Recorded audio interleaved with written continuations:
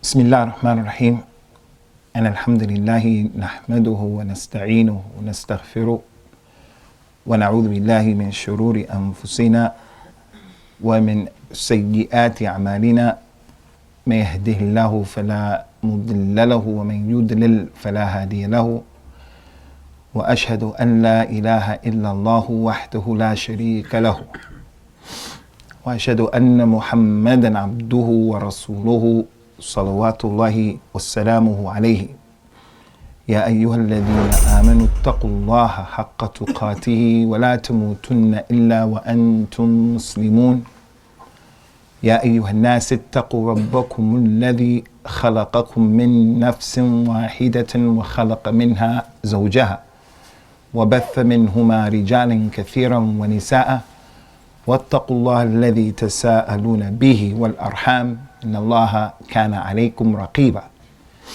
يا أيها الذين آمنوا اتقوا الله وقولوا قولا سديدا يصلح لكم أعمالكم ويغفر لكم ذنوبكم ومن يطع الله ورسوله فقد فاز فوزا عظيما أما بعد فإن خير الكلام كلام الله وخير الهدى هدى رسول الله صلوات الله وسلامه عليه وشر الأمور محدثاتها وكل محدثة بدعة وكل بدعة ضلالة وكل ضلالة في النار.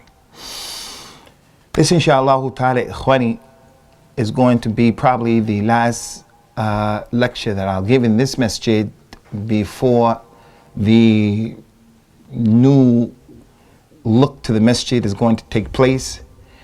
And we hope and we pray to Allah Azza wa Jal that what has passed from the years that we've been coming here, all of us, from the efforts that everyone has been giving up until this point, no matter how big, no matter how small, and Allah Azza wa Jal takes those efforts and He puts them in our mawazeen of hasanat yawm al-qiyamah.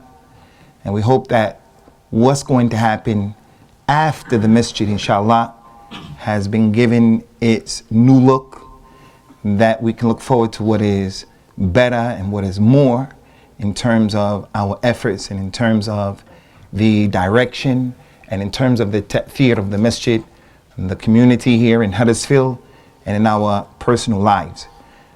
So I've been requested to give a talk today, an encouragement today, a reminder about some of the aspects and the importance of giving a sadaqah fi sabilillahi in general, and giving sadaqah and spending in the way of helping out in this project, which is the renovation of the masjid, so that it will be in a better position to accommodate the ever-growing community here. So that's what the talk is about. Generally speaking, the importance and the encouragement of a sadaqah, and also specifically giving sadaqah for this particular project that's on the table. When you make an i'lan or an announcement that the talk is going to be about a sadaqah, many times people don't want to attend that talk. If the talk was about, for an example, the Mawlid, is it from Islam or not? Many people come to something like that. If the talk is about the ahkam of a nikah or the importance of a nikah, many people will come to a talk like that. But a talk, when the Muslims see something like a sadaqah, they tend to not want to attend that class because of many reasons. There are a number of reasons. One of the reasons, especially when it's a sadaqah for a masjid, is that many people don't understand the importance of building for masajid, the importance that Al-Islam places on the shoulders of Muslims to make sure that they create for themselves an institution of worship. It is an important issue. One of the cornerstones of the Dawah that Prophet Muhammad was on, sallallahu alaihi wa ala alihi wasallam. And the proof of that and the indication of that is one of the very first things that he preoccupied himself with after arriving in Medina. One of the very first things that he did, if not the first thing, is that he set off to build a masjid, which was going to serve as the focal point in the life of the Muslims. So we have certain topics these days, topics that they're put out there in order to captivate the minds and the interests of the people. Many people come for that topic. Like this is the month of February, and in the month of February we have the non-Muslim celebration of Valentine's Day. Valentine's Day. I was invited to go to a university, one of the few that would still have me, and the people at the university, they called the topic Cupid or Stupid. So when you hear that, when the young person sees that topic, it sparks an interest in his mind. I'm going to go and I'm going to listen to that talk. But if you give the talk like this, as I mentioned, many people won't come. Although as I mentioned, this is one of the most important aspects of the dawah that the Nabi was upon, sallallahu alayhi wa ala alihi wasallam. And there was a great scholar that we've mentioned his name a number of times in this masjid, and it's someone that the regular ordinary Muslim should have heard his name, know something about him, like we know Al-Bukhari, Al-Imam Ahmad, Al-Imam Malik, Abu Hanifa. We heard those names. But there's a great scholar who was just as great as them, if not bigger. His name is Sufyan Al-Thawri. Sufyan Al-Thawri. He was one of the ulama of Al-Hadith, a scholar of Hadith, a scholar of Fiqh, a scholar of Tawheed. He said it was from the guidance of the Salaf. It was from the guidance of the Salaf. Three things. And all three of those things they have to deal with, and they're connected with the Jama'at, keeping the Muslims together. He said what the Salaf used to take care of is they used to stick with the Imam. The community would stick with the Imam. He said number two, they used to make al-jihad collectively for the preservation of al-Islam. And number three, and that's the point here today, is that the Salaf used to pay attention to building masajid for themselves, for their ibadah, to worship Allah subhanahu wa ta'ala. So this issue is an important issue in the deen of Allah. The issue of sadaqah in general, and the issue of people in a particular locale, if they have a masjid or they need to build a masjid or they need to take care of the masjid, for the Muslim not to hesitate in getting involved in that tremendous race, that particular musabaqa. In terms of this thing about spending, the Nabi sallallahu alayhi wa ala alihi wasallam taught us a comprehensive lesson in terms of the importance of the spending and the reality of it, because the reality of things have been turned upside down a lot of times. Our mother Aisha radiyallahu anha wa ardaha, someone came to her house and gave to her some meat, a whole camel, a whole sheep, the whole sheep. And as a gift, she radiyallahu anha was a woman who was generous. She was generous. She gave most of the sheep out to the people who came and they were in need, from the fuqara and from her relatives. But she was sure to keep behind the shoulder of the sheep, and she didn't give the meat of the shoulder. That's all she kept from the sheep. The reason why she kept that behind is because she knew that her husband sallallahu alayhi wa ala alihi wasallam, he loved that part of the meat of the sheep more than any other part. So being a good wife, she knew the likes and the dislikes of her husband, and she tried to come towards the likes and to avoid the dislikes. When the Nabi came home, sallallahu alaihi wasallam, he asked her what happened today. She informed him, Ya Rasulullah, someone gave us the sheep. He said, what did you do with the sheep? She said, I gave it all away. Nothing remains of the sheep. Nothing remains except the shoulder. That's all that I kept. The Nabi sallallahu alaihi wasallam taught her, and he taught us about this point in the sadaqah. He said, La aish bal dhahaba kullu shay aw baqiya kullu shay ila al-katif. He said everything went away. He said about that sheep, unlike what she said, all of the sheep went away except the shoulder. He said, no, it's not like that. He said everything stays behind from that sheep. Everything that you gave fi sabilillah to those people, you're going to see that Yawmul Qiyamah. The only thing that you won't see Yawmul Qiyamah is the shoulder that you left behind. Because the shoulder, you're going to eat it, and after you eat it, you're going to digest it, and then you're going to get rid of it. That hadith of the Nabi sallallahu alaihi wasallam, ikhwani, it teaches us in al-Islam the giving is unlike what many people think. If you were to give, then as a result of giving, your money is going to be decreased or depleted. The Nabi gave a nas, sallallahu alaihi wasallam, in this hadith and in other hadith that that's not the case in our religion. He told the people, salawatullahi wassalamu alayhi, ma naqasa malun qat min sadaqatin. Never did a person's money decrease as a result of giving sadaqah. Never. As a result of that, those companions, radiyallahu anhum, they were diligent and they were expedient in trying to give from what little that they had. Some of the poor companions, like Bilal ibn Rabah, who for some time, may Allah Ta'ala be pleased with him, for quite a period of time. In the beginning of Al-Islam, after the Hijrah, he didn't have any money, so he had to live in the masjid along with a lot of the other ulama from the companions and the awliya from the companions from the Ahl Sufa. The Nabi told Bilal, who didn't have any money really, he told him, Bilal, spend from what you do have, and Allah will increase your sustenance. So again, another understanding that we have in the religion of Islam that's different from the understanding that many people have is that when you give in the cause of Allah Azza wa Jal, your giving is going to come back to you, and it's one of the ways of increasing an individual's monies. The Nabi sallallahu alayhi wa ala alihi wa sallam, ikhwani, concerning even the money that we have in our pockets, the money that we have, the Nabi sallallahu alayhi wa sallam explained to us the reason why Allah gave us the money that we have. He says, salawatullahi wa salamu alayhi, in an authentic hadith, inna anzalna al-mal li-iqam as-salat wa ita az-zakat. The reason why Allah revealed and sent down to you the money that you have, the Nabi said, the reason why Allah gave you the money is for you to establish the salat and for you to give the zakat. That doesn't mean that an individual, he can't enjoy the good things of life and he doesn't take care of his family and he's negligent and he gives all of his money. It doesn't mean that. But it means the primary goal and the primary objective of the money is to utilize the money again so that you'll see and get that which is going to benefit you in the future.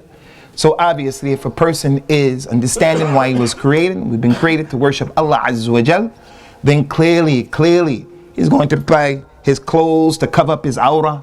He's going to eat food so that he'll have the strength to work, and he'll have the strength also to come to the masjid and to do the other ibadat of al-Islam. So the money that we have been given, the goal and the objective of the money is not to hang on to it and not to hoard it. And again, he sallallahu alaihi wasallam didn't leave anything in our religion unturned. Everything has been explained in our religion. Everything. He told the people, and this is the case with many people about the money that we have. He said, Ta'isa abdul dinar wa ta'isa abdul dirham. The individual who he worships the money, he worships the dinar, the dirham, the pound, the dollar, he's lost. He's wretched.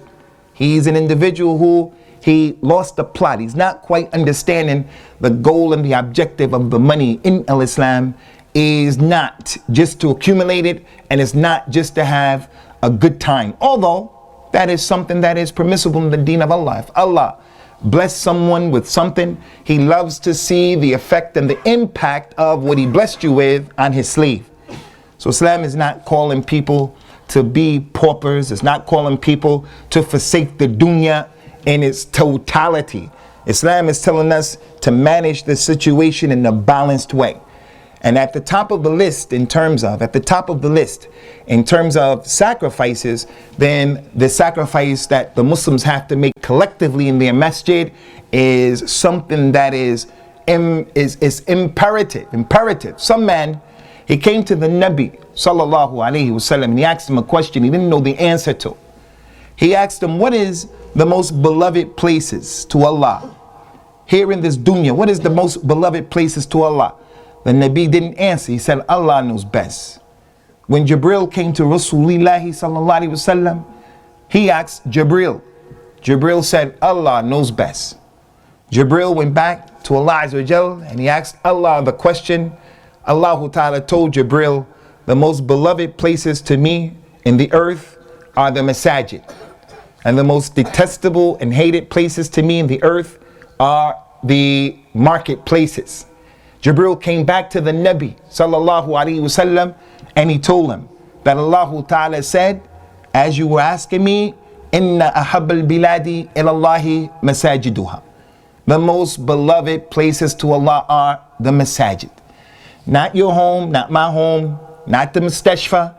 The most beloved place to Allah Azza wa Jal are the masajid.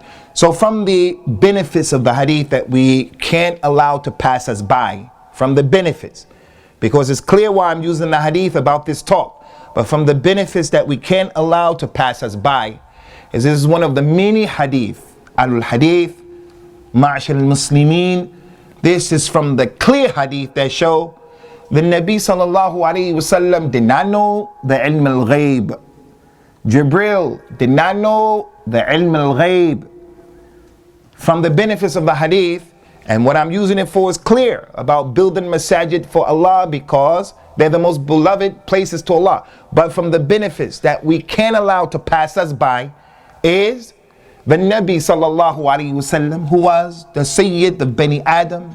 He's al-Mustafa, he's al-Mukhtar, Mujtaba. He's going to be in the Jannat al-Firdaus. He's the A'lam Wahid from Bani Adam. He's just knowledgeable. And yet, when he was asked a question that he didn't know the answer to, he didn't try to talk about what he didn't know. He didn't talk about what he didn't know. Nor did Jibril talk about what he didn't know. So that's a page and a lesson, a tremendous lesson. But what we want to use that hadith, as I mentioned, for here today is, as Muslims, once we know that Allah subhanahu wa ta'ala, He loves the masjid, no matter how big, how small. If Allah Azza wa Jalla loves the masjid, and the masjid is called the house of Allah, it's the responsibility of the Muslim to do something about building those masjids, maintaining those masjids, taking care of those masjids, facilitating those masjids, coming to the call and answering the call when the call is made. As Allah Azza wa Jalla mentioned in the Quran, if Allah and His Messenger invite you to do something, then answer the call. Then answer the call to that which will give you life. And Allah Azza wa Jalla has invited us, ikhwani, as well as His Nabi sallallahu alaihi wasallam, in a number of hadith that we make it our business to try to take care of, giving sadaqah in general, but especially in issues like this. He says sallallahu alaihi wa ala alihi wasallam, man bana masjidin la yabtaghi, man bana masjidin yabtaghi bihi wajh Allah, bana Allahu lahu baytan fil jannah. And I think this is what the poster was calling the talk today. The hadith said anyone who builds a masjid for the sake of Allah Azza wa Jal, Allah will build for him a house in the Jannah. This hadith of the Nabi sallallahu alaihi wasallam has a lot of different additional statements to it. It mentioned anyone who builds a masjid with ikhlas.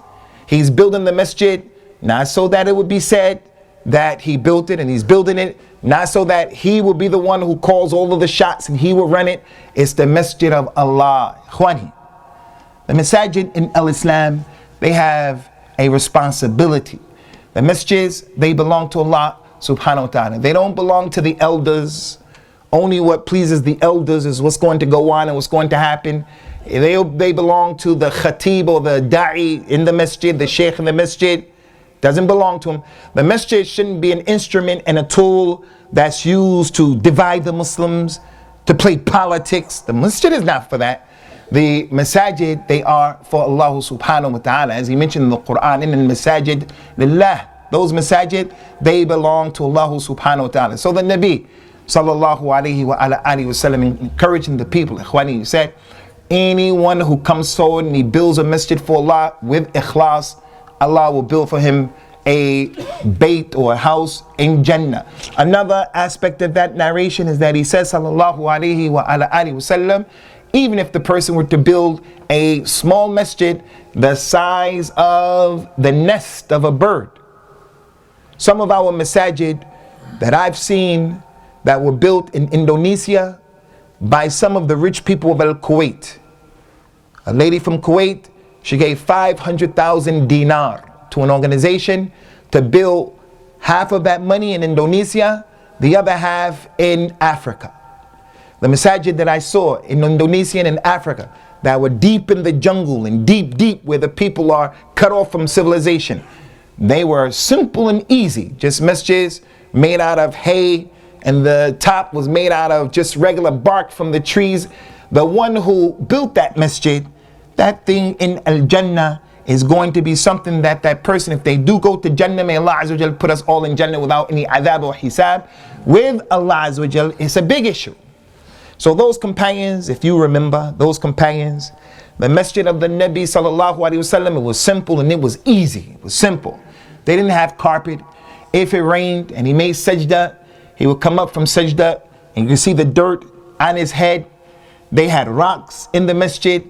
When it used to get hot, he used to delay Salat al-Dhuhr because the masjid was exposed in certain parts, so the ground was extremely hot. So he taught the Muslims it's permissible to delay Salat al-Dhuhr, for an example, until the sun settles down a little bit.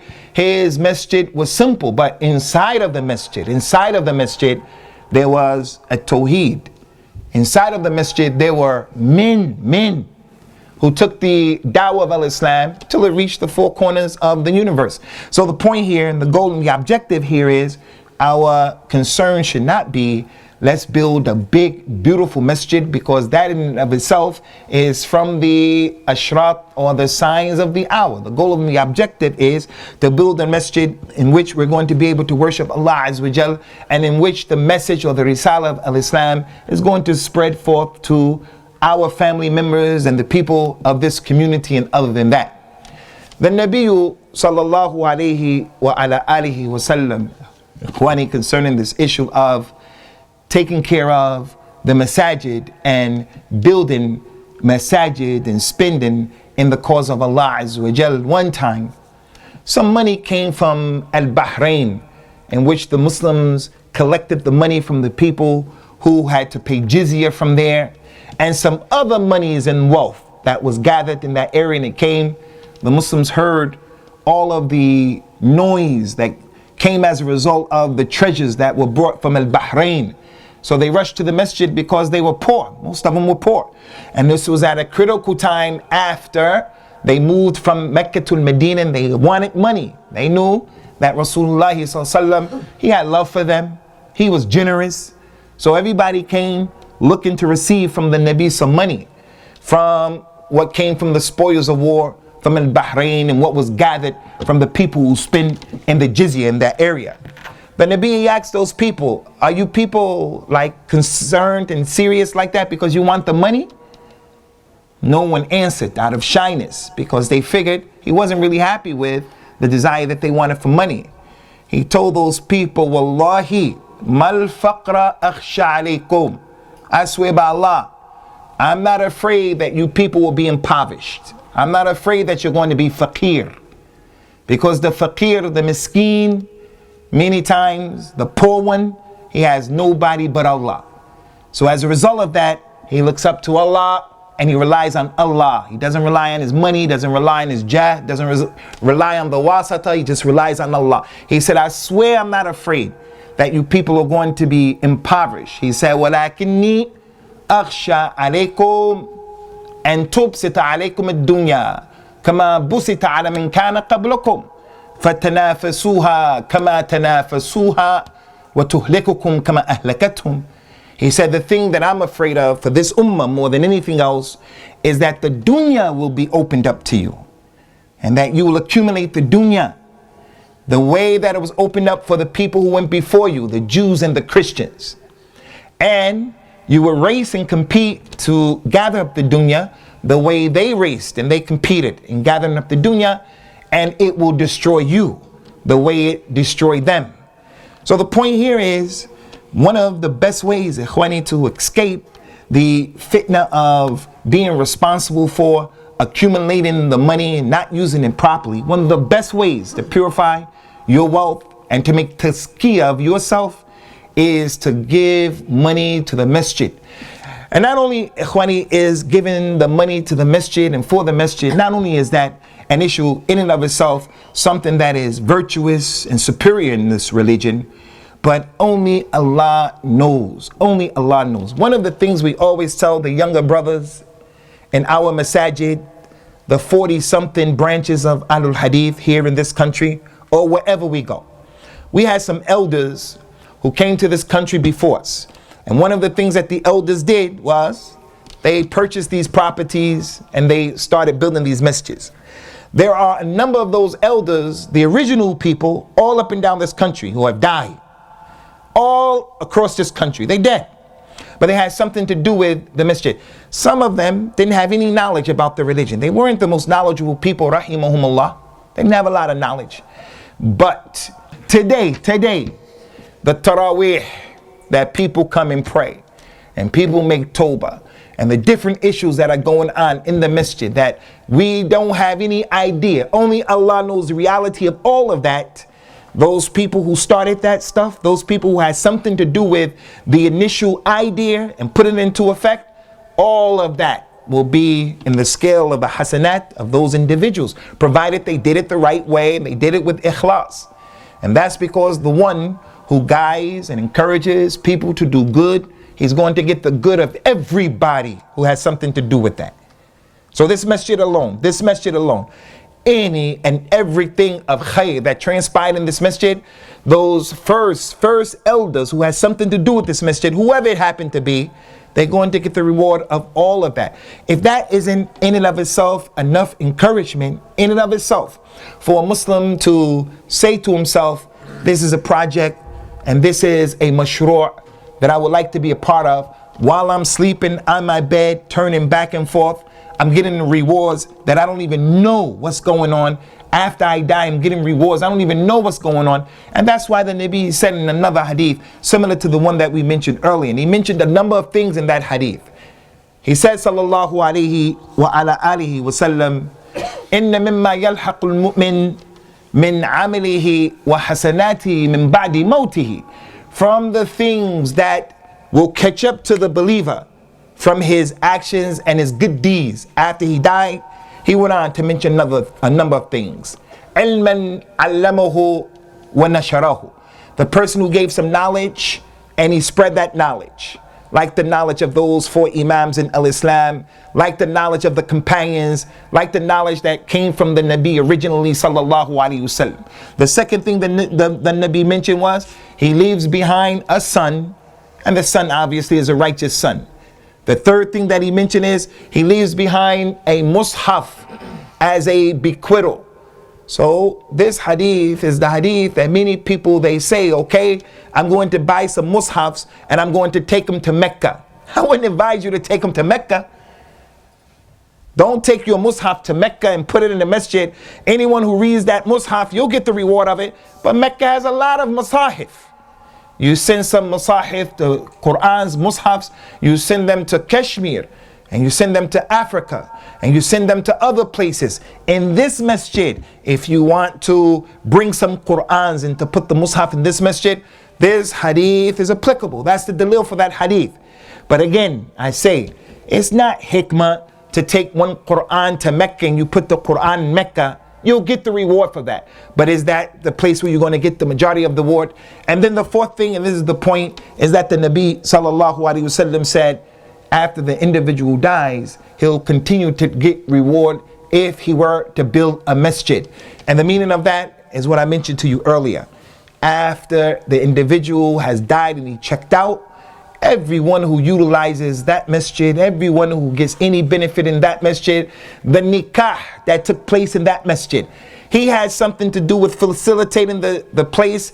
Whatever comes from the khair of that nikah, anything you can think of, the sky is the limit, provided it is legislated and provided the people did the thing with the correct niyyah and the correct intention. So the call here, again, ikhwani, is not to beg anyone. In our masjid in Birmingham, in Green Lane, in Ramadan, our administration, they always ask me, I'm giving talks throughout Ramadan. I have my days in which I give my talks. After the Taraweeh, on the 27th, they want me to get up and ask the people for money. I say, I'm not doing that. Why we only wait for the 27th? It has to be Laylatul Qadr. I'm not going to do it on that day. But the other thing is, I don't feel comfortable with that thing about feeling like I'm begging. This is not an issue of begging. This is an issue of pleading with the Muslims to say, hey, spending for the masjid in the cause of Allah benefits you before it benefits anyone else. Spending in the cause of Allah Azza wa Jal for the masjid is a proof and a dalil of a person's faith in Allah. إِنَّمَا يَعْمُرُ مَسَاجِدَ اللَّهِ مَنْ آمَنَ بِاللَّهِ وَالْيَوْمِ الْآخِرِ. Those people, verily those people who take care of the masajid, they build the masjids, they maintain the masjids, they're the custodians of the masjid, they're the people who believe in Allah, they're the people who believe in the last day. In Mecca, those kuffar Quraysh, as you all know, they used to believe in Allah Azza wa Jal, and they used to worship Allah Azza wa Jal. They worshipped him with salat and different kinds of things, but it wasn't accepted by Allah. One of the ibadahs that they used to do was, they used to take care of the Masjid Al-Haram. Masjid Al-Haram. It was a big thing for them to clean it, for them to put over it the cover of the masjid. They maintained it. And the pilgrims who came, they used to feed them, they used to house them. Allah Azza wa Jalla revealed those ayahs in the Quran to say, La. ما كان للمشركين يعمروا مساجد الله شاهدين على أنفسهم بالكفر. It's not acceptable for people of shirk, polytheism. It's not acceptable for them to take care of the masajid of Allah. They're not qualified to be the ones. The masjid is for the dhikr of Allah and the tawheed and the ibadah of Allah and the salah. It's a masjid, the place of a sajda, the worship of Allah. Those people, what they're doing is counterproductive. He said that those people who believe in Allah are the ones who are responsible for the masjid. So this is not an issue of begging. This is an issue of reminding everybody here. In taking care of the masjid is one of the manifestations and one of the proofs that an individual, he does have that iman in Allah subhanahu wa ta'ala. And also he has that thing about his priorities correctly. In the hadith of Rasulullah sallallahu alaihi wasallam, anyone who wants to know what Allah ta'ala has in store for him, then let him look and let him consider what Allah Azza wa Jal, or the position that Allah has with him. من أراد أن يعلم ما له عند الله فلينظر ما لله عنده. Anyone who wants to know his position with Allah, his manzila, where he is with Allah, then let him just look, where is Allah with you? So I say, if this is the house of Allah Azza wa Jal, Allah Azza wa Jal has the ability to make some miracle and to build the masjid out of nothing. He has that ability, no doubt about it. But he made it our responsibility, So the call, the plead, the dhikr, the remembrance, the reminder is that the people come forward and they spend out of what Allah Azza wa Jal has provided you with, hoping, Insha'Allah ta'ala, again, that the masjid is going to be an institution by which our children are going to have a place where they'll be able to learn their religion, and we, adults, will have a place where we're able to practice an aspect of Al-Islam that the Nabi sallallahu alayhi wa ala alihi wa sallam placed a lot of emphasis on. Those companions and the Salaf, they used to, when it came to the issue of the masjid, it was the focal point of the community. You wanted to borrow money from people, or you wanted to pay the debt back, the man would say, meet me at the masjid. And the Nabi sallallahu alayhi wa sallam, in his masjid, they used to do it at the mimbar of Rasulullah sallallahu alayhi wa sallam. They would do it at his mimbar, making a sort of a tabarruk, and also to make the ta'zeem of the issue that we're agreeing to. I'm going to give you your money back. I'm going to borrow the money. You're going to pay back. We're going to make the condition. It's not buying and selling, doing it at the Prophet's masjid. Rasulullah sallallahu alaihi wasallam, if he wanted to send out the warriors for jihad, they did that from the masjid. Everything was from the masjid with the exception of a few things. Don't do the hudud in the masjid because the masjid is not for that. Don't buy and sell in the masjid because the masjid is not for that. If you lose something, don't walk around inside of the masjid screaming, I lost this, I lost that, because the masjid is not for that. in those books of fiqh, those books of hadith, there's always the chapter about the adab of the masjid, ahkam about this issue. So it just goes to show the importance of the masjid in the dawah, in the life of the Nabi sallallahu alaihi wasallam. And if we're the people of Ahlul Hadith, then again, if we're Muslims, then this masjid, we have to look at it the way that those people used to look at it in the past. Radiyallahu anhum ajma'in. Yesterday, I gave the khutbah in a city not too far from Luton. And the community is diverse. Somalis, people from Tanzania, Asians, Sudanese, reverse, black and white, Arabs from Morocco, Algeria, they're diverse. And the administration of the masjid is not moving at all. The point that I want to make is, the administration of the masjid, the people who are running the masjid, they have no idea about the reality of the masjid. They don't pray in the masjid. They don't come to the masjid. Only if there's a meeting do they come to the masjid. This is not the way that the masjid was in the life and the understanding of the people of the past. The masjid was the focal point of the Muslim community. Now we're living in Europe, so we're not going to expect, it's not our reality. This is Europe, it's not our reality. But we have to have some connection to the masjid.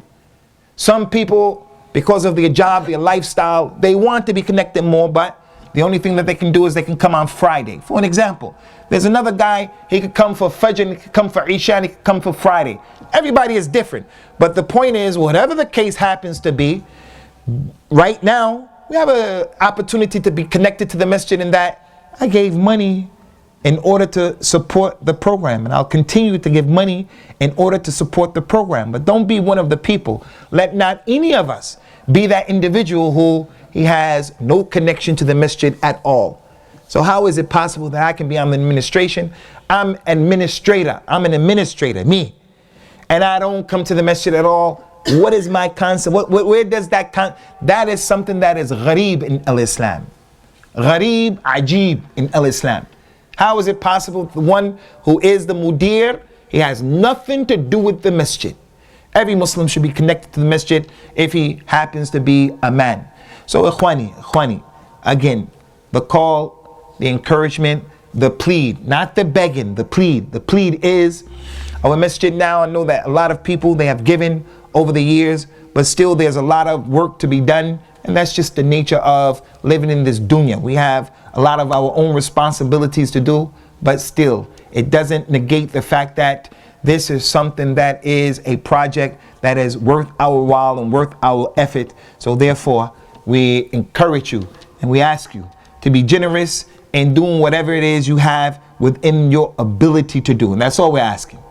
Whatever you have in your ability to come forward, Insha'Allah ta'ala, with that ability, and to donate or to help in the way that Allah Azza wa Jal has put you in a position to do.